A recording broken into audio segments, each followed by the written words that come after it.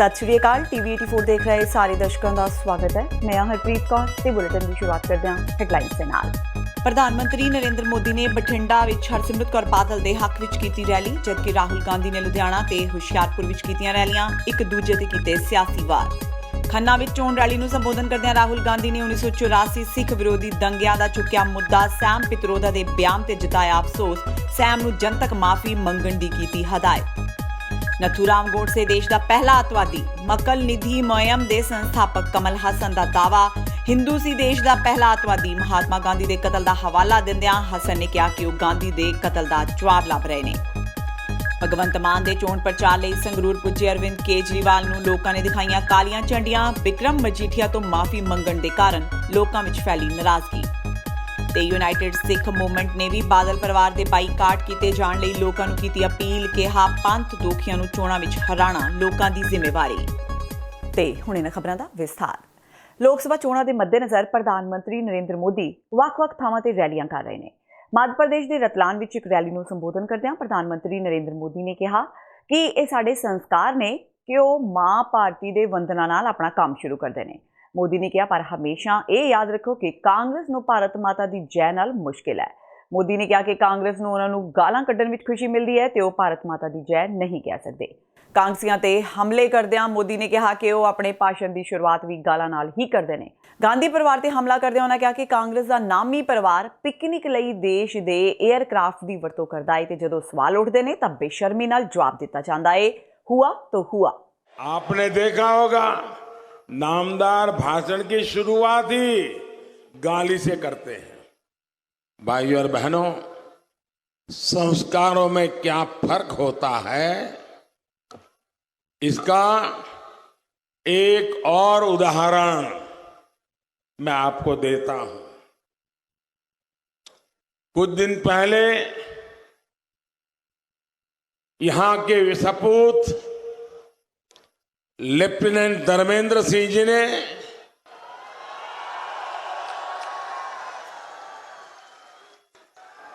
आग के दौरान अपने युद्ध पोत को बचाते हुए अपना सर्वोच्च बलिदान है दिया है।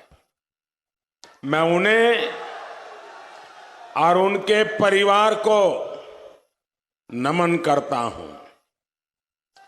लेकिन दूसरी तरफ कांग्रेस का नामदार परिवार ये क्या करते हैं? ये लोग पिकनिक के लिए देश के युद्धपोत का इस्तेमाल करते हैं और जब सवाल उठते हैं तो निर्लज्ज होकर के, बेपरवाह होकर के, कोई डर के बिना कहते हैं हुआ तो हुआ, हुआ हुआ, हुआ तो हुआ तो हुआ तो, ये तीन शब्द नहीं है, एक कांग्रेस की विचारधारा है। पंजाब के खन्ना विच एक चोण रैली नूं संबोधन करदਿਆਂ कांग्रेस प्रधान राहुल गांधी ने 1984 सिख विरोधी दंगिਆਂ का मामला उठाया। उन्होंने मामले ते सैम पित्रोदा वालों की गई टिप्पणी नूं गलत दस्सिया। उन्होंने कहा कि पित्रोदा नूं अजिही टिप्पणी ते शर्म आनी चाहिए है। उन्होंने अजिही टिप्पणी ते देश तो माफी मंगनी चाहिए है। उन्होंने पित्रोदा नूं फोन करके देश तो माफी मंगण नूं कहा। जिक्रयोग कि पीएम नरेंद्र मोदी ते होर विरोधी पार्टियां दंगिਆਂ संबंधी दिते पित्रोदा के बयान से कांग्रेस नूं लगातार घेर रही ने। और मैंने ये सैम पित्रोदा जी से भी कहा कि जो सैम पित्रोदा जी ने 1984 के बारे में बोला है वो बिल्कुल गलत बोला है और उनको देश से इसके लिए माफी मांगनी चाहिए। मैं पब्लिकली बोल रहा हूं और यही मैंने सैम पित्रोदा को फोन करके कहा कि सैम पित्रोदा जी आपने बिल्कुल गलत बोला, शर्म आनी चाहिए आपको और ये आप पब्लिक अपॉलॉजी मांगे। मक्कल निधि मुयम यानी MNM के संस्थापक कमल हसन ने यह कह के नवा विवाद खड़ा कर दिता है कि भारत का पहला अतवादी हिंदू सी। कमल हसन महात्मा गांधी के कातल नथूराम गोडसे बारे गल कर रहे सन। ਐਤਵਾਰ ਨੂੰ ਇੱਕ ਚੋਣ ਰੈਲੀ ਨੂੰ ਸੰਬੋਧਨ ਕਰਦਿਆਂ ਕਮਲ ਹਸਨ ਨੇ ਕਿਹਾ ਕਿ ਉਹ ਇੱਕ ਆਤਮ ਸਨਮਾਨ ਭਾਰਤੀ ਹੈ ਜੋ ਸਮਾਨਤਾ ਵਾਲਾ ਭਾਰਤ ਚਾਹੁੰਦਾ ਹੈ। ਉਹਨਾਂ ਕਿਹਾ ਕਿ ਉਹ ਅਜਿਹਾ ਇਸ ਲਈ ਨਹੀਂ ਕਹਿ ਰਹੇ ਕਿ ਜਿੱਥੇ ਉਹ ਪ੍ਰਚਾਰ ਕਰ ਰਹੇ ਨੇ ਉਹ ਮੁਸਲਮਾਨ ਆਬਾਦੀ ਵਾਲਾ ਇਲਾਕਾ ਹੈ, ਬਲਕਿ ਉਹ ਇਹ ਗੱਲ ਗਾਂਧੀ ਦੀ ਮੂਰਤੀ ਸਾਹਮਣੇ ਬੋਲ ਰਹੇ ਨੇ। ਕਮਲ ਹਸਨ ਨੇ ਕਿਹਾ ਕਿ ਆਜ਼ਾਦ ਭਾਰਤ ਦਾ ਪਹਿਲਾ ਅੱਤਵਾਦੀ ਹਿੰਦੂ ਸੀ ਤੇ ਉਸ ਦਾ ਨਾਂ ਨਥੂਰਾਮ ਗੋਡਸੇ ਹੈ। ਉੱਥੋਂ ਹੀ ਅੱਤਵਾਦ ਦੀ ਸ਼ੁਰੂਆਤ ਹੋਈ ਸੀ। ਮਹਾਤਮਾ ਗਾਂਧੀ ਦਾ 1947 ਵਿੱਚ ਹੋਏ ਕਤਲ ਦਾ ਹਵਾਲਾ ਦਿੰਦਿਆਂ ਕਮਲ ਹਸਨ ਨੇ ਕਿਹਾ ਕਿ ਉਹ ਉਸ ਕਤਲ ਦਾ ਜਵਾਬ ਲੱਭਣ ਆਏ ਨੇ। நிறைய பேர் இருக்கும் இடம் என்பதனால் இதை சொல்லவில்லை. காந்தியார் சிலைக்கு முன்னால் இதை சொன்னேன். சுதந்திர இந்தியாவின் முதல் தீவிரவாதி ஒரு இந்து, அவர் பெயர் நாத்துராம் கோட்சே. அங்கு துவங்குகிறது அது. நான் காந்தியின் மானசீக கொள்ளு பேரன். அந்த கொலைக்கு கேள்வி கேட்க வந்திருக்கிறேன் நான் என்று அப்படி நினைத்துக் கொள்ளுங்கள். இது சமரச இந்தியாவாக, சமமான இந்தியாவாக, நான் சொன்னேனே அந்த மூவர்ண கொடியில் மூவர்ணங்களும் அப்படியே இருக்கும் ஒரு இந்தியாவாக இருக்க வேண்டும் என்பதுதான் நல்ல இந்தியர்களின் ஆசை. நான் நல்ல இந்தியன் மார்தட்டி சொல்வேன்। ਆਮ ਆਦਮੀ ਪਾਰਟੀ ਸੁਪਰੀਮੋ ਤੇ ਦਿੱਲੀ ਦੇ ਮੁੱਖ ਮੰਤਰੀ ਅਰਵਿੰਦ ਕੇਜਰੀਵਾਲ ਪਾਰਟੀ ਦੇ ਸੰਗਰੂਰ ਲੋਕ ਸਭਾ ਹਲਕਾ ਦੇ ਉਮੀਦਵਾਰ ਭਗਵੰਤ ਮਾਨ ਦੇ ਚੋਣ ਪ੍ਰਚਾਰ ਲਈ ਸੰਗਰੂਰ ਪੁੱਜੇ। ਕੇਜਰੀਵਾਲ ਨੇ ਭਗਵੰਤ ਮਾਨ ਦੇ ਪੱਖ ਵਿੱਚ ਇੱਕ ਰੋਡ ਸ਼ੋਅ ਕੀਤਾ ਤੇ ਵਿਰੋਧੀ ਧਿਰਾਂ ਤੇ ਖੂਬ ਨਿਸ਼ਾਨੇ ਬਿੰਨੇ। ਇਸ ਦੌਰਾਨ ਕੇਜਰੀਵਾਲ ਕੇਂਦਰ ਦੀ ਮੋਦੀ ਸਰਕਾਰ ਤੇ ਪੰਜਾਬ ਦੀ ਕੈਪਟਨ ਸਰਕਾਰ ਤੇ ਰੱਜ ਕੇ ਵਰੇ। ਰੋਡ ਸ਼ੋਅ ਦੌਰਾਨ ਹਰਿਆਣਾ ਨਾਲ ਲੱਗਦੇ ਖਨੌਰੀ ਹਲਕੇ ਵਿੱਚ ਪਹੁੰਚੇ ਕੇਜਰੀਵਾਲ ਨੇ ਲੋਕਾਂ ਨੂੰ ਪੁੱਛਿਆ ਕਿ ਕੈਪਟਨ ਨੇ ਰੋਜ਼ਗਾਰ ਦੇਣ ਤੇ ਸਮਾਰਟਫੋਨ ਦੇਣ ਦਾ ਵਾਅਦਾ ਕੀਤਾ ਸੀ ਕਿ ਉਹਨਾਂ ਨੂੰ ਇਹ ਦੋਵੇਂ ਮਿਲ ਗਏ ਨੇ। ਕੇਜਰੀਵਾਲ ਨੇ ਕਿਹਾ ਕਿ ਭਾਜਪਾ ਤੇ ਕਾਂਗਰਸ ਸਿਰਫ ਜਨਤਾ ਨੂੰ ਬੇਵਕੂਫ ਬਣਾ ਰਹੇ ਨੇ, ਇਹਨਾਂ ਦਾ ਜਨਤਾ ਦੇ ਸरोकारों ਨਾਲ ਕੋਈ मतलब नहीं है। आप लोगों को पता है भगवंत मान ने पिछले साल 27 दिसंबर को छोटे साहबजादों की कुर्बानी को श्रद्धांजलि संसद में उन्होंने श्रद्धांजलि दिलवाई है। पता है सब लोगों को? भारत को 70 साल हो गए और 70 साल में कांग्रेस वाले भी पंजाब से एमपी बने, अकाली दल वाले भी एमपी बने। उनके दिमाग में नहीं आया कि छोटे साहबजादों को श्रद्धांजलि दिलानी चाहिए। उनकी नीयत ही नहीं थी। वो केवल पंथ के नाम पे वोट मांगने आते हैं। अभी पिछले साल भगवंत मान ने संसद के अंदर सारी पार्टियां खड़ी हुई, सारी पार्टी के नेता खड़े हुए और उन्होंने श्रद्धांजलि दिलाई है। अब हर साल संसद के अंदर 27 दिसंबर को श्रद्धांजलि दी जाएगी। दूसरी बात, 2 साल पहले कैप्टन साहब आपसे वोट मांगने आए थे। कैप्टन साहब ने कहा था हर घर से एक बच्चे को नौकरी दूंगा। कहा था कि नहीं कहा था? किस किस को नौकरी मिल गई? एक को भी नहीं मिली। पूरे पिंड में एक को भी नहीं मिली। कैप्टन साहब ने कहा था मैं कर्जे माफ करूंगा। किस किस के कर्जे माफ हो गए? ਭਗਵੰਤ ਮਾਨ ਦੇ ਹੱਕ ਵਿੱਚ ਪ੍ਰਚਾਰ ਕਰਨ ਲਈ ਪੁੱਜੇ ਅਰਵਿੰਦ ਕੇਜਰੀਵਾਲ ਨੂੰ ਵੀ ਵਿਰੋਧ ਦਾ ਸਾਹਮਣਾ ਕਰਨਾ ਪਿਆ। ਅੱਜ ਖਨੌਰੀ ਵਿੱਚ ਕੁਝ ਲੋਕਾਂ ਵੱਲੋਂ ਕੇਜਰੀਵਾਲ ਨੂੰ ਕਾਲੇ ਝੰਡੇ ਦਿਖਾਏ ਗਏ। ਅਰਵਿੰਦ ਕੇਜਰੀਵਾਲ ਵੱਲੋਂ ਖਨੌਰੀ ਤੋਂ ਰੋਡ ਸ਼ੋਅ ਸ਼ੁਰੂ ਕੀਤਾ ਗਿਆ। ਇਸ ਸ਼ੋਅ ਦੌਰਾਨ ਰਸਤੇ ਵਿੱਚ ਨੌਜਵਾਨਾਂ ਵੱਲੋਂ ਉਹਨਾਂ ਨੂੰ ਕਾਲੇ ਝੰਡੇ ਦਿਖਾਏ ਗਏ। ਇਸ ਦੌਰਾਨ ਨੌਜਵਾਨਾਂ ਨੇ ਕਿਹਾ ਕਿ ਉਹ ਇਸ ਲਈ ਵਿਰੋਧ ਕਰ ਰਹੇ ਨੇ ਕਿ ਅਰਵਿੰਦ ਕੇਜਰੀਵਾਲ ਨੇ ਬਿਕਰਮ ਮਜੀਠੀਆ ਤੋਂ ਮਾਫੀ ਮੰਗੀ ਹੈ। ਉਹਨਾਂ ਕਿਹਾ ਕਿ ਅਰਵਿੰਦ ਕੇਜਰੀਵਾਲ ਨੂੰ ਹੁਣ ਪੰਜਾਬ ਆਉਣ ਦਾ ਕੋਈ ਹੱਕ ਨਹੀਂ ਹੈ। इसलिए विरोध कर रहे हैं, इसने सारे पंजाब में दंगे करवा दिए। मजीठी के पास इसने केस दर्ज कराया, इसने चिट्ठी लिख के अब उससे माफी मांगी, इसलिए हम इसका विरोध कर रहे हैं। केजरीवाल 5 साल में एक बार भी नहीं आया। इन्होंने बदनाम कर दिया है पंजाब को। ये बोल रहे थे कि पंजाब में नशा है, चिट्टा है। पहले इसने मजीठिया को बोला भी ये तस्कर है और बाद में इसने माफी मांगी। इसलिए हमारा विरोध है कि इसने पंजाब को बदनाम कर दिया है। ਕੇਂਦਰੀ ਮੰਤਰੀ ਤੇ ਬਠਿੰਡਾ ਲੋਕ ਸਭਾ ਹਲਕੇ ਤੋਂ ਸ਼੍ਰੋਮਣੀ ਅਕਾਲੀ ਦਲ ਦੀ ਉਮੀਦਵਾਰ ਹਰਸਿਮਰਤ ਕੌਰ ਬਾਦਲ ਨੇ ਹਥੋਆ ਪਿੰਡ ਦੇ ਗੁਰਦੁਆਰਾ ਸਾਹਿਬ ਵਿੱਚ ਗੁਰੂ ਗ੍ਰੰਥ ਸਾਹਿਬ ਜੀ ਦੀ ਬੇਅਦਬੀ ਤੇ ਦੁੱਖ ਦਾ ਪ੍ਰਗਟਾਵਾ ਕਰਦਿਆਂ ਕਾਂਗਰਸ ਸਰਕਾਰ ਨੂੰ ਘੇਰਿਆ। ਬਾਦਲ ਨੇ ਆਪ ਉਮੀਦਵਾਰ ਪ੍ਰੋਫੈਸਰ ਬਲਜਿੰਦਰ ਕੌਰ ਤੇ ਹਮਲੇ ਦੀ ਵੀ ਨਿੰਦਾ ਕੀਤੀ। ਬਠਿੰਡਾ ਹਲਕੇ ਦੇ ਬੁਢਲਾਡਾ ਦੇ ਪਿੰਡਾਂ ਵਿੱਚ ਚੋਣ ਪ੍ਰਚਾਰ ਕਰਨ ਪਹੁੰਚੀ ਹਰਸਿਮਰਤ ਕੌਰ ਬਾਦਲ ਨੇ ਕਿਹਾ ਕਿ ਕੈਪਟਨ ਸਰਕਾਰ ਬੇਅਦਬੀ ਦੀਆਂ ਘਟਨਾਵਾਂ ਨੂੰ ਰੋਕਣ ਵਿੱਚ ਫੇਲ ਸਾਬਤ ਹੋਈ ਹੈ। ਉਹਨਾਂ ਕਿਹਾ ਕਿ ਸਰਕਾਰ ਦਾਅਵੇ ਕਰਦੀ ਰਹਿੰਦੀ ਸੀ ਕਿ ਉਹਨਾਂ ਦੇ ਰਾਜ ਵਿੱਚ ਬੇਅਦਬੀ ਦੀ ਇੱਕ ਵੀ ਘਟਨਾ ਨਹੀਂ ਹੋਈ, ਪਰ ਅਸਲ ਵਿੱਚ ਕੈਪਟਨ ਸਰਕਾਰ ਸਦਾ ਹੀ ਅਜਿਹੇ ਮਾਮਲਿਆਂ ਤੇ ਸਿਆਸਤ ਕਰਦੀ ਰਹੀ ਹੈ। ਦੱਸ ਦਈਏ ਬੀਤੇ ਦਿਨ ਅਮਰਗੜ੍ਹ ਨੇੜਲੇ ਪਿੰਡ ਹਥੋਆ ਦੇ ਗੁਰਦੁਆਰਾ ਸਾਹਿਬ ਵਿੱਚ ਸ਼ਰਾਰਤੀ ਅਨਸਰਾਂ ਵੱਲੋਂ ਅਗਜ਼ਨੀ ਕੀਤੀ ਗਈ ਸੀ, ਜਿਸ ਵਿੱਚ ਸ਼੍ਰੀ ਗੁਰੂ ਗ੍ਰੰਥ ਸਾਹਿਬ ਜੀ ਦੀ ਬੀੜ, ਪਾਲਕੀ, ਪੀੜਾ ਤੇ ਰੁਮਾਲੇ ਆਦਿ ਅਗਨ-ਭੇਟ ਹੋ ਗਏ ਸਨ। ਹਰਸਿਮਰਤ ਕੌਰ ਬਾਦਲ ਨੇ ਬਠਿੰਡਾ ਤੋਂ ਕਾਂਗਰਸ ਉਮੀਦਵਾਰ ਰਾਜਾ ਵੜਿੰਗ ਤੇ ਹਿੰਦੂ ਤੇ ਸਿੱਖਾਂ ਦੀ ਏਕਤਾ ਵਿੱਚ ਫੁੱਟ ਪਾਉਣ ਦੇ ਦੋਸ਼ ਵੀ ਲਗਾਏ। ਉਹਨਾਂ ਕਿਹਾ ਕਿ ਪੰਜਾਬ ਵਿੱਚ ਕਾਨੂੰਨ ਨਾਮ ਦੀ ਕੋਈ ਸ਼ੈ ਨਹੀਂ ਰਹੀ ਤੇ ਕਾਂਗਰਸ ਸਰਕਾਰ ਪੰਚਾਇਤੀ ਚੋਣਾਂ ਵਾਂਗ ਇਹ ਆਮ ਚੋਣਾਂ ਵੀ ਲੁੱਟਣਾ ਚਾਹੁੰਦੀ ਹੈ। बहुत ही निंदनयोग गल, इस तो होर माड़ी की चीज़ हो सकती हैगी। मैं तो कहती 2.5 साल हो गए ये सरकार ने कहा सी कि बेअदबियां दा हल करनगे, किन्नियां सारियां हो गईयां ने, अज तक होई जा रही ने। अजे ये सरकार ने आ नहीं दस्सिया कि जिहड़ी पहलियां होईयां सी वो पहले बेअदबी दा कौन कसूरवार कौन है। उन्हां बंदियां नूं तां हुण 2.5 सालां 'च फड़ के चौराहे से खड़ के उन्हां नूं जुत्तियां मारनियां सीगियां, लेकिन वो तो की करना। हुण तुसीं दस रहे हो कि ये माड़ी गल हो रही है। मैं उम्मीद करदी हाँ सरकार जल्द तो जल्द जिहड़ा कसूरवार ने उन्हां नूं फड़ के उन्हां नूं सजाए मौत दित्ती जाए, ताकि गां किसी दी हिम्मत ना होए इहो जी चीज़ साडे गुरु साहब दे नाल करन वास्ते। ਤੇ ਹੁਣ ਵੇਲਾ ਹੋ ਗਿਆ ਬ੍ਰੇਕ ਦਾ। ਬਾਕੀ ਦੀਆਂ ਖਬਰਾਂ ਇਸ ਬ੍ਰੇਕ ਤੋਂ ਬਾਅਦ।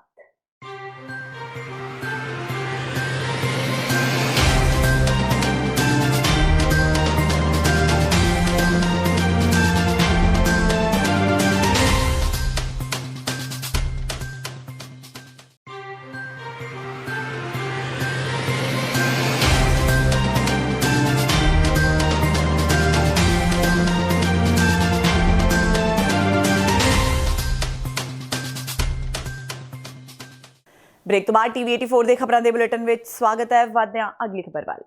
ਪੰਜਾਬ ਏਕਤਾ ਪਾਰਟੀ ਦੇ ਆਗੂ ਸੁਖਪਾਲ ਸਿੰਘ ਖਹਿਰਾ ਨੇ ਪੰਜਾਬ ਦੇ ਸਾਬਕਾ ਮੁੱਖ ਮੰਤਰੀ ਪ੍ਰਕਾਸ਼ ਸਿੰਘ ਬਾਦਲ ਨੂੰ ਆਰਐਸਐਸ ਦਾ ਏਜੰਟ ਦੱਸਿਆ ਹੈ। ਪ੍ਰਕਾਸ਼ ਸਿੰਘ ਬਾਦਲ ਤੇ ਸ਼ਬਦੀ ਹਮਲਾ ਕਰਦਿਆਂ ਖਹਿਰਾ ਨੇ ਕਿਹਾ ਕਿ ਉਹ ਅਕਾਲੀਆਂ ਨੂੰ ਕਹਿਣਾ ਚਾਹੁੰਦੇ ਨੇ ਕਿ ਤੁਸੀਂ ਤਾਂ ਐਵੇਂ ਹੀ ਜਿਸ ਦੇ ਪਿੱਛੇ ਲੱਗੇ ਹੋ, ਉਹ ਆਰਐਸਐਸ ਦਾ ਏਜੰਟ ਹੈ। ਖਹਿਰਾ ਨੇ ਕਿਹਾ ਕਿ ਬਾਦਲ ਦੇ ਪਜਾਮੇ ਹੇਠ ਕਚਹਿਰਾ ਨਹੀਂ ਬਲਕਿ ਖਾਕੀ ਨਿੱਕਰ ਹੈ। ਇਹ ਸਿੱਖ ਨਹੀਂ ਸਗੋਂ ਸਿੱਖ ਵਿਰੋਧੀ ਹੈ। ਖਹਿਰਾ ਲੋਕ ਸਭਾ ਹਲਕਾ ਸ਼੍ਰੀ ਅਨੰਦਪੁਰ ਸਾਹਿਬ ਤੋਂ ਪੀਡੀਏ ਦੇ ਸਾਂਝੇ ਉਮੀਦਵਾਰ ਬਿਕਰਮ ਸਿੰਘ ਦੇ ਹੱਕ ਵਿੱਚ ਚੋਣ ਰੈਲੀ ਵਿੱਚ ਜਨਤਾ ਨੂੰ ਸੰਬੋਧਨ ਕਰ ਰਹੇ ਸਨ। ਖਹਿਰਾ ਨੇ ਅੱਗੇ ਬੋਲਦਿਆਂ ਕਿਹਾ ਕਿ ਮੋਦੀ ਤੇ ਬਾਦਲ ਫਿਰਕਾ ਪ੍ਰਸਤ ਨੇ। ਇਹ ਲੋਕਾਂ ਨੂੰ ਆਪਸ ਵਿੱਚ ਲੜਾ ਕੇ, ਵੰਡੀਆਂ ਪਵਾ ਕੇ ਤੇ ਲੋਕਾਂ ਨੂੰ ਮਰਵਾ ਕੇ ਆਪਣਾ ਰਾਜ ਬਹਾਲ ਕਰਦੇ ਨੇ। ਤੇ ਭਾਰਤੀ ਜਨਤਾ ਪਾਰਟੀ ਦੇ ਆਰਐਸਐਸ ਦਾ ਤੇ ਅਕਾਲੀ ਦਲ ਦਾ ਇਹ ਕਹਿੰਦਾ ਨੌ ਤੇ ਮਾਸ ਦਾ ਰਿਸ਼ਤਾ ਹੈ। ਮੈਂ ਕਹਿਣਾ ਚਾਹੁੰਦਾ ਕਿ ਬਾਦਲ ਸਾਹਿਬ ਤੁਹਾਡਾ ਤੇ ਬੀਜੇਪੀ ਦਾ ਜਿਹੜਾ ਰਿਸ਼ਤਾ ਹੈ ਉਹ ਅਸਲ ਵਿੱਚ ਵਪਾਰ ਦਾ ਰਿਸ਼ਤਾ ਹੈ।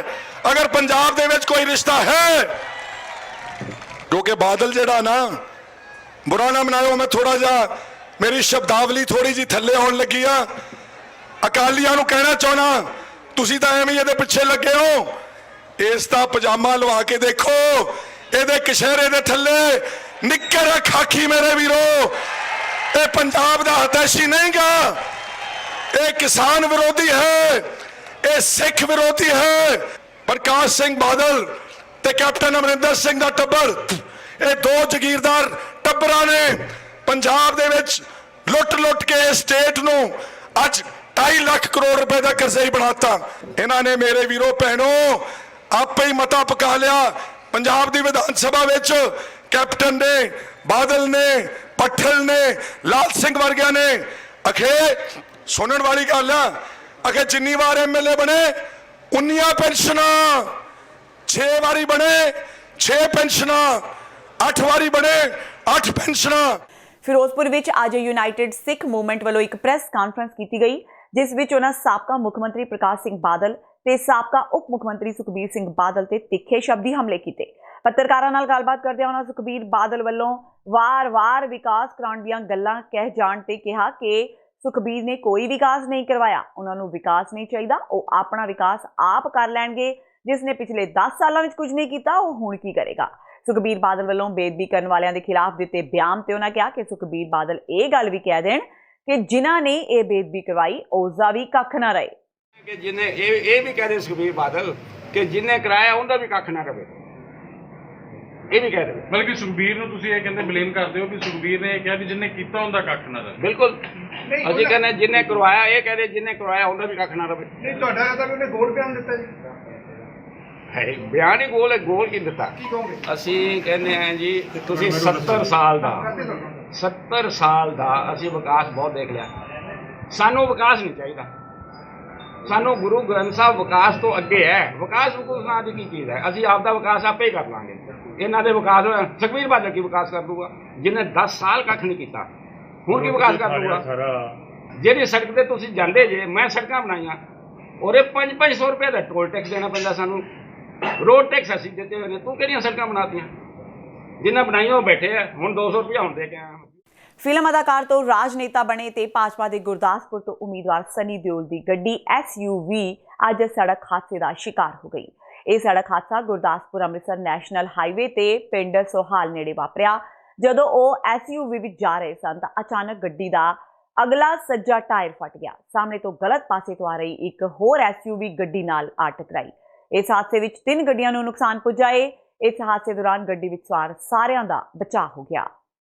ਅੱਜ ਬੀਜੇਪੀ ਦੇ ਕੈਂਡੀਡੇਟ ਸੀ ਸਨੀ ਦਿਓਲ ਜੀ ਆਪਣੇ ਰੋਡ ਸ਼ੋਅ ਦੇ ਸੰਬੰਧ ਵਿੱਚ ਗੁਰਦਾਸਪੁਰ ਤੋਂ ਫਤਿਹਗੜ੍ਹ ਚੂੜੀਆਂ ਜਾ ਰਹੇ ਸੀ ਤੇ ਸੋਲ ਪਿੰਡ ਦੇ ਗੁਰਦੁਆਰਾ ਸਾਹਿਬ ਦੇ ਸਾਹਮਣੇ ਗੱਡੀ ਦਾ ਅਗਲਾ ਟਾਇਰ ਅਚਾਨਕ ਫਟ ਗਿਆ। ਟਾਇਰ ਫਟਣ ਕਾਰਨ ਇੱਕਦਮ ਬ੍ਰੇਕਾਂ ਲੱਗਣ ਕਾਰਨ 4 ਗੱਡੀਆਂ ਆਪਸ ਵਿੱਚ ਟਕਰਾ ਗਈਆਂ। ਕਿਸੇ ਦੇ ਕੋਈ ਸੱਟ ਚੋਟ ਨਹੀਂ ਲੱਗੀ। 2 ਗੱਡੀਆਂ ਦਾ ਥੋੜਾ ਜ਼ਿਆਦਾ ਨੁਕਸਾਨ ਹੋਇਆ। ਸਨੀ ਦਿਓਲ ਜੀ ਬਿਲਕੁਲ ਠੀਕ ਠਾਕ ਹੈ। ਗੱਡੀ ਨੂੰ ਵੀ ਮਾਮੂਲੀ ਨੁਕਸਾਨ ਪਹੁੰਚਿਆ ਤੇ ਉਹ ਆਪਣੇ ਰੋਡ ਸ਼ੋਅ ਵਾਸਤੇ ਉੱਥੇ ਤੁਰੰਤ ਚੱਲ ਪਏ। ਉਧਰ ਕਾਂਗਰਸ ਦੇ ਉਮੀਦਵਾਰ ਸੁਨੀਲ ਜਾਖੜ ਨੇ ਆਪਣੇ ਚੋਣ ਪ੍ਰਚਾਰ ਦੌਰਾਨ ਮੋਦੀ ਸਰਕਾਰ ਤੇ ਨਿਸ਼ਾਨਾ ਵਿੰਦਿਆ ਕਿਹਾ ਕਿ ਮੋਦੀ ਨੇ ਆਪਣੇ 5 ਸਾਲਾਂ ਦੇ ਕਾਰਜਕਾਲ ਵਿੱਚ ਕੇਵਲ ਡਰਾਮਾ ਕੀਤਾ ਹੈ, ਪਰ ਡਾਇਲਾਗ ਬੋਲਣ ਤੇ ਭਾਸ਼ਣ ਦੇਣ ਨਾਲ ਕੰਮ ਨਹੀਂ ਚੱਲੇਗਾ। ਮੋਦੀ ਨੂੰ ਲੋਕਾਂ ਦੇ ਸਵਾਲਾਂ ਦੇ ਜਵਾਬ ਦੇਣੇ ਪੈਣਗੇ। ਨਾਲ ਹੀ ਸੁਨੀਲ ਜਾਖੜ ਨੇ ਧਰਮਿੰਦਰ ਦੀ ਸ਼ਲਾਘਾ ਕਰਦਿਆਂ ਕਿਹਾ ਕਿ ਮੋਦੀ ਨੇ 2014 ਵਿੱਚ ਪੂਰੇ ਦੇਸ਼ ਨੂੰ ਗੁੰਮਰਾਹ ਕਰ ਸਰਕਾਰ ਬਣਾਈ ਸੀ। ਉਂਝ ਹੀ ਹੁਣ ਮੋਦੀ ਨੇ ਦਿਓਲ ਪਰਿਵਾਰ ਨੂੰ ਗੁੰਮਰਾਹ ਕਰ ਚੋਣਾਂ ਵਿੱਚ ਲਗਾ ਦਿੱਤਾ ਹੈ। ਤੇ ਬੀਤੇ ਕੱਲ ਗੁਰਦਾਸਪੁਰ ਵਿੱਚ ਸਨੀ ਦਿਓਲ ਦੇ ਰੋਡ ਸ਼ੋਅ ਦੌਰਾਨ ਕਾਂਗਰਸੀ ਵਰਕਰਾਂ ਵੱਲੋਂ ਕੀਤੇ ਗਏ ਵਿਰੋਧ ਨੂੰ ਲੈ ਕੇ ਉਹਨਾਂ ਕਿਹਾ ਕਿ ਚਾਹੇ ਕੋਈ ਰੋਡ ਸ਼ੋਅ ਕਰੇ, ਚਾਹੇ ਕੋਈ ਰੈਲੀ ਕਰੇ, ਹਰ ਇੱਕ ਨੂੰ ਇਸ ਲੋਕਤੰਤਰ ਵਿੱਚ ਆਪਣੀ ਆਵਾਜ਼ ਲੋਕਾਂ ਦੇ ਸਾਹਮਣੇ ਰੱਖਣ ਦਾ ਹੱਕ ਹੈ ਤੇ ਇਹ ਲੋਕ ਸਭਾ ਚੋਣਾਂ ਸ਼ਾਂਤੀਪੂਰਵਕ ਹੋਣੀਆਂ ਚਾਹੀਦੀਆਂ ਨੇ। ਉਹਨਾਂ ਦਾ ਬੜਪਨ ਹੈ, ਸਭ ਉਹਨਾਂ ਦਾ ਬਹੁਤ ਬੜਪਨ ਹੈ। ਪਰ ਇਹਦੇ ਨਾਲ ਇੱਕ ਗੱਲ ਆ ਵੀ ਸਾਬਤ ਹੋ ਜਾਂਦੀ ਹੈ ਵੀ ਮੋਦੀ ਸਾਹਿਬ ਨੇ ਕਿਸ ਤਰ੍ਹਾਂ ਇੱਕ ਭੋਲੇ ਭਾਲੇ ਸੇ ਇਨਸਾਨ ਨੂੰ ਉਹਨਾਂ ਨੂੰ ਇਸਤੇਮਾਲ ਕਰ ਗਏ। ਪਹਿਲਾਂ ਮੋਦੀ ਸਾਹਿਬ ਨੇ ਸਾਰੀ ਹਿੰਦੁਸਤਾਨ ਨੂੰ 2014 ਚ ਭ੍ਰਮਿਤ ਕੀਤਾ, ਹੁਣ ਇਹਨੇ ਰੋਲ ਲਿਆ ਵੀ ਚੱਲ ਵੀ ਕਹਿੰਦਾ ਤੁਸੀਂ ਕਰ ਦਿਓ। ਪਰ ਮੋਦੀ ਸਾਹਿਬ ਅੱਜ ਜਵਾਬ ਦੇਣ ਭੱਜ ਰਹੇ ਹੈ। ਮੋਦੀ ਸਾਹਿਬ ਨੂੰ ਜਵਾਬ ਦੇਣੇ ਪੈਣਗੇ। ਅੱਛੇ ਦਿਨ ਕਹਾਂਗੇ, 15 ਲੱਖ ਕਹਾਂਗੇ, 2 ਕਰੋੜ ਨੌਕਰੀਆਂ ਕਹਾਂਗੇ। ਮੇਨ ਮੁੱਦਾ ਜਿੱਥੇ ਅੱਜ ਵੀ ਜਾ ਕੇ ਦੇਖ ਲਓ ਨੌਕਰੀਆਂ ਦਾ, ਨੌਕਰੀ ਉਹਨਾਂ ਦਾ ਦੇਖੋ ਬੜਪਨ ਹੈ, ਉਹਨਾਂ ਦਾ ਆਪ ਦਾ ਵੀ ਹੈ। ਮੇਰਾ ਮੈਂ ਗੱਲ ਉਸ ਜਿਹੜੀ ਉਹਨੇ ਤੁਸੀਂ ਇੱਕ ਕੁਐਸਚਨ ਚੱਕ ਲਿਆ ਉਹਨਾਂ ਦੀ ਗੱਲ ਦਾ, ਮੈਂ ਉਸ ਤੋਂ ਜਿਹੜਾ ਉਹਨਾਂ ਨੇ ਪਹਿਲਾਂ ਕਿਹਾ ਸੀ ਵੀ ਸੁਨੀਲ ਜਾਖੜ ਇੱਕ ਸੱਚਾ ਸੁੱਚਾ ਮਿਹਨਤ ਕਸ਼ ਤੇ ਵੈਲ ਮੀਨਿੰਗ ਇਨਸਾਨ, ਉਹ ਮੇਰੇ ਵਾਸਤੇ ਮੈਂ ਸਮਝਦਾ ਵੀ ਕਿਸੇ ਵੀ ਉਹਦੇ ਤੋਂ ਵੱਡੀ ਗੱਲ ਹੈ। ਤੇ ਮੈਂ ਸਮਝਦਾ ਜਿਹੜੇ ਲੋਕਾਂ ਦੀ ਸੇਵਾ ਅਸੀਂ ਕਰਦੇ ਹਾਂ ਤਨਦੇਹੀ ਨਾਲ ਕਰਦੇ ਰਹੀਏ।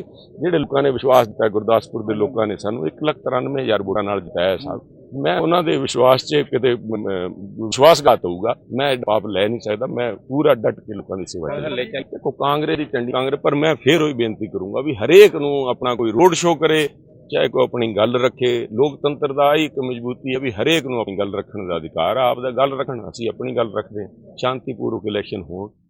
ਕੈਪਟਨ ਦੀ ਸਰਕਾਰ ਆਉਣ ਤੋਂ ਬਾਅਦ ਪੰਜਾਬ ਵਿੱਚ ਬੇਅਦਬੀ ਦੇ 70 ਤੋਂ ਵੱਧ ਮਾਮਲੇ ਸਾਹਮਣੇ ਆ ਚੁੱਕੇ ਨੇ ਤੇ ਕਾਂਗਰਸ ਇਸ ਮਾਮਲੇ ਉੱਪਰ ਰਾਜਨੀਤੀ ਕਰ ਰਹੀ ਹੈ। ਇਹ ਮੰਨਣਾ ਹੈ ਅਕਾਲੀ ਆਗੂ ਬਿਕਰਮ ਸਿੰਘ ਮਜੀਠੀਆ ਦਾ।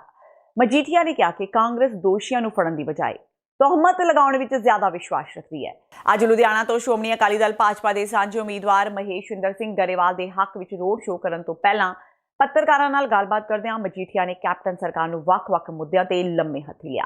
ਉਹਨਾਂ ਕਿਹਾ ਕਿ ਘਰ-ਘਰ ਰੋਜ਼ਗਾਰ ਮੁੱਦੇ ਤੇ ਰੋਜ਼ਗਾਰ ਪੰਜਾਬ ਦੇ ਕਿਸੇ ਨੌਜਵਾਨ ਨੂੰ ਤਾਂ ਨਹੀਂ ਮਿਲਿਆ, ਪਰ ਲੁਧਿਆਣਾ ਤੋਂ ਲੋਕ ਸਭਾ ਮੈਂਬਰ ਰਵਨੀਤ ਸਿੰਘ ਬਿੱਟੂ ਦੇ ਪਰਿਵਾਰਕ ਮੈਂਬਰ ਨੂੰ ਪੁਲਿਸ ਦੇ ਉੱਚ ਅਹੁਦੇ ਤੇ ਭਰਤੀ ਕਰ ਦਿੱਤਾ ਗਿਆ। ਇਸ ਤੋਂ ਇਲਾਵਾ ਪੰਜਾਬ ਵਿੱਚ ਨਸ਼ਿਆਂ ਨੂੰ ਖਤਮ ਕਰਨ ਦੇ ਐਲਾਨ ਵੀ ਉਹਨਾਂ ਨੂੰ ਯਾਦ ਨਹੀਂ ਹਨ। ਜੋ ਅੱਜ ਲੁਧਿਆਣੇ ਨੇ ਪਿਆਰ ਔਰ ਜੋ ਸੰਕੇਤ ਦਿੱਤਾ ਹੈ, ਇਹਦੇ ਨਾਲ ਕੈਪਟਨ ਅਮਰਿੰਦਰ ਸਿੰਘ ਦੀ ਪੁੱਠੀ ਗਿਣਤੀ ਦੀ ਅੱਜ ਸ਼ੁਰੂਆਤ ਇਸ ਧਰਤੀ ਤੋਂ ਹੋ ਗਈ ਹੈ। ਕਿਉਂਕਿ ਕੈਪਟਨ ਅਮਰਿੰਦਰ ਸਿੰਘ ਨੇ ਪਿਛਲੇ 2.5 ਸਾਲਾਂ 'ਚ ਗੁਟਕਾ ਸਾਹਿਬ ਸ਼ਬਦ ਗੁਰੂ ਦੀ ਝੂਠੀਆਂ ਸੌਂਹਾਂ ਖਾ ਕੇ, ਗੁਰੂ ਗੋਬਿੰਦ ਸਿੰਘ ਜੀ ਮਹਾਰਾਜ ਦੇ ਚਰਨਾਂ ਦੀ ਝੂਠੀਆਂ ਸੌਂਹਾਂ ਖਾ ਕੇ ਲੋਕਾਂ ਨੂੰ ਸਿਰਫ ਤੇ ਸਿਰਫ ਦੁਖੀ ਔਰ ਪਰੇਸ਼ਾਨ ਕੀਤਾ। ਔਰ ਜਿਹੜਾ ਗੁਰੂ ਦਾ ਨਾ ਬਣਿਆ ਉਹਨੇ ਕਦੇ ਪੰਜਾਬ ਦਾ ਨਹੀਂ ਬਣਨਾ।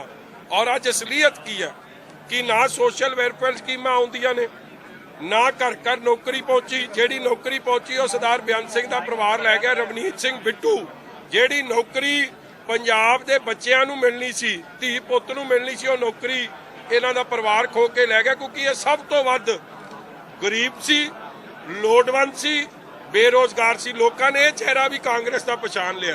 Investment zero, employment zero, law and order fail, ਔਰ ਇਹ ਸਾਰੀਆਂ ਚੀਜ਼ਾਂ ਨੂੰ ਧਿਆਨ 'ਚ ਰੱਖਦੇ ਹੋ ਲੋਕ ਇੱਕ ਮਜ਼ਬੂਤ ਪ੍ਰਾਈਮ ਮਿਨਿਸਟਰ ਚਾਹੁੰਦੇ ਆ, ਇੱਕ ਪ੍ਰਾਈਮ ਮਿਨਿਸਟਰ ਚਾਹੁੰਦੇ ਜਿਹੜਾ ਦੇਸ਼ ਨੂੰ ਅੱਗੇ ਲਿਜਾ ਸਕੇ, ਕਰਪਸ਼ਨ ਫਰੀ ਹੋਵੇ। ਨਰਿੰਦਰ ਮੋਦੀ ਜੀ ਦੀ ਜਿੱਤ 'ਚ ਗਰੇਵਾਲ ਸਾਹਿਬ ਨੂੰ ਤੇ ਸ਼੍ਰੋਮਣੀ ਅਕਾਲੀ ਦਲ ਦੇ ਬੀਜੇਪੀ ਦੇ ਸਾਰੇ ਕੈਂਡੀਡੇਟਾਂ ਨੂੰ ਵੱਡੀ ਜਿੱਤ ਦਿਵਾਉਣ 'ਚ, ਭਾਈਚਾਰਕ ਸਾਂਝ ਨੂੰ ਮਜ਼ਬੂਤ ਰੱਖਣ ਲਈ ਪੰਜਾਬ ਦੇ ਲੋਕ ਆਪ ਦਾ ਵਡਮੁੱਲਾ ਯੋਗਦਾਨ ਪਾਉਣਗੇ। ਸ਼੍ਰੀ ਅਨੰਦਪੁਰ ਸਾਹਿਬ ਤੋਂ ਸ਼੍ਰੋਮਣੀ ਅਕਾਲੀ ਦਲ ਟਕਸਾਲੀ ਦੀ ਟਿਕਟ ਤੋਂ ਚੋਣ ਲੜ ਰਹੇ ਵੀਰ ਦਵਿੰਦਰ ਸਿੰਘ ਨੇ ਅੱਜ ਆਪਣਾ ਚੋਣ ਮੈਨੀਫੈਸਟੋ ਜਾਰੀ ਕੀਤਾ। ਆਪਣੇ ਮੈਨੀਫੈਸਟੋ ਵਿੱਚ ਉਹਨਾਂ ਸ਼੍ਰੀ ਅਨੰਦਪੁਰ ਸਾਹਿਬ ਵਿੱਚ ਕਰੀਬ 100 ਏਕੜ ਦੇ ਵਿਸ਼ਵ ਪੱਧਰੀ ਸ਼੍ਰੀ ਗੁਰੂ ਗੋਬਿੰਦ ਸਿੰਘ ਡਿਫੈਂਸ ਯੂਨੀਵਰਸਿਟੀ ਦੀ ਸਥਾਪਨਾ ਕਰਨ ਦੇ ਯਤਨ ਕੀਤੇ ਜਾਣ ਦੀ ਗੱਲ ਕਹੀ ਹੈ। ਇਸ ਤੋਂ ਇਲਾਵਾ ਉਹਨਾਂ ਮੁੱਢਲੀਆਂ ਸਿਹਤ ਸਹੂਲਤਾਵਾਂ ਨੂੰ ਮੁੱਖ ਰੱਖਦਿਆਂ ਏਮਜ਼ ਜਾਂ PGI ਪੱਧਰ ਦਾ ਹਸਪਤਾਲ ਤੇ ਮੈਡੀਕਲ ਕਾਲਜ ਮਨਜ਼ੂਰ ਕਰਾਉਣਾ, ਹਲਕੇ ਵਿੱਚ ਨਵੇਂ ਸਰਕਾਰੀ ਸਕੂਲ ਬਣਾਉਣ ਤੇ ਨਵੀਂ ਇੰਡਸਟਰੀ ਨੂੰ ਲਿਆਉਣਾ ਆਪਣਾ ਮੁੱਖ ਮਕਸਦ ਦੱਸਿਆ ਹੈ। ਇੱਕ ਤਾਂ ਸਾਡਾ ਇਹ ਪ੍ਰੋਗਰਾਮ ਹੈ ਕਿ ਜਿਹੜਾ ਕਾਰਪੋਰੇਸ਼ਨ ਹੈ ਮੋਹਾਲੀ ਦਾ, ਇਸ ਦਾ ਵਿਸਤਾਰ ਕੀਤਾ ਜਾਏ ਹੱਦਾਂ ਦਾ, ਔਰ ਇਹ ਤਿੰਨਾਂ ਸ਼ਹਿਰਾਂ ਦਾ ਵੱਡਾ ਕਾਰਪੋਰੇਸ਼ਨ ਬਣਾਇਆ ਜਾਏ ਜਿਹਦੇ 'ਚ ਜ਼ੀਰਕਪੁਰ ਵੀ ਸ਼ਾਮਲ ਹੋਵੇ ਔਰ ਖਰੜ ਵੀ ਸ਼ਾਮਲ ਹੋਵੇ। ਦੂਸਰਾ ਇਹ ਹੈ ਕਿ ਅਸੀਂ ਅਨੰਦਪੁਰ ਸਾਹਿਬ ਗੁਰੂ ਗੋਬਿੰਦ ਸਿੰਘ ਡਿਫੈਂਸ ਯੂਨੀਵਰਸਿਟੀ ਸਥਾਪਿਤ ਕਰਨ ਦੀ ਇੱਕ ਯੋਜਨਾ ਬਣਾਈ ਹੈ, ਜਿਹਦਾ ਹੈੱਡਕੁਆਰਟਰ ਨੰਗਲ ਵਿੱਚ ਹੋਵੇਗਾ। 100 ਏਕੜ ਜ਼ਮੀਨ ਉਸ ਦੇ ਲਈ ਲੋੜੀਂਦੀ ਹੈ। ਉਹਦੇ ਲਈ ਅਸੀਂ ਕਾਰਜ ਪਹਿਲੇ ਮਹੀਨੇ, ਜੇ ਚੋਣ ਜਿੱਤਦੇ ਹਾਂ ਇੱਥੋਂ ਤਾਂ ਪਹਿਲੇ ਮਹੀਨੇ ਅਸੀਂ ਆਰੰਭਾਂਗੇ। ਉਹਦੇ ਨਾਲ ਜਿੱਥੇ ਪੰਜਾਬ ਦੀ ਜਿਹੜੀ ਫੌਜ 'ਚ ਭਰਤੀ ਹੈਗੀ ਹੈ, ਖਾਸ ਕਰਕੇ ਸਿੱਖਾਂ ਦੀ, ਉਹਦਾ ਅਨੁਪਾਤ ਜਿਹੜਾ ਹੈਗਾ ਉਹ ਘਟਦਾ ਜਾ ਰਿਹਾ, ਉਹ ਅਨੁਪਾਤ ਵੀ ਪੂਰਾ ਹੋਏਗਾ, ਟ੍ਰੇਨਿੰਗ ਵੀ ਹੋਏਗੀ, ਰੁਜ਼ਗਾਰ ਵੀ ਮਿਲੇਗਾ ਲੋਕਾਂ ਨੂੰ, ਵਪਾਰ ਵੀ ਵਧੇਗਾ।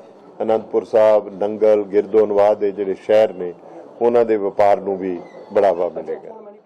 ਤਰਨਤਾਰਨ ਸ਼੍ਰੀ ਦਰਬਾਰ ਸਾਹਿਬ ਦੀ 200 ਸਾਲ ਤੋਂ ਵੀ ਵੱਧ ਪੁਰਾਣੀ ਇਤਿਹਾਸਿਕ ਦਰਸ਼ਨੀ ਡਿਓੜੀ 29 ਤੋਂ 30 ਮਾਰਚ 2019 ਦੀ ਰਾਤ ਨੂੰ ਦੋਸ਼ੀਆਂ ਵੱਲੋਂ ਤੋੜ ਦਿੱਤੀ ਗਈ ਸੀ, ਜਿਸ ਦੇ ਸਬੰਧ ਵਿੱਚ ਸਿੱਖ ਸਦਭਾਵਨਾ ਦਲ ਵੱਲੋਂ ਜ਼ਿਲ੍ਹਾ ਪੁਲਿਸ ਮੁਖੀ ਨੂੰ ਇੱਕ ਮੰਗ ਪੱਤਰ ਦਿੱਤਾ ਗਿਆ। ਇਸ ਮੰਗ ਪੱਤਰ ਵਿੱਚ ਉਹਨਾਂ ਮੰਗ ਕੀਤੀ ਹੈ ਕਿ ਦਰਸ਼ਨੀ ਡਿਓੜੀ ਨੂੰ ਤੋੜਨ ਵਾਲੇ ਦੋਸ਼ੀਆਂ ਤੇ ਸਖਤ ਕਾਰਵਾਈ ਕੀਤੀ ਜਾਵੇ।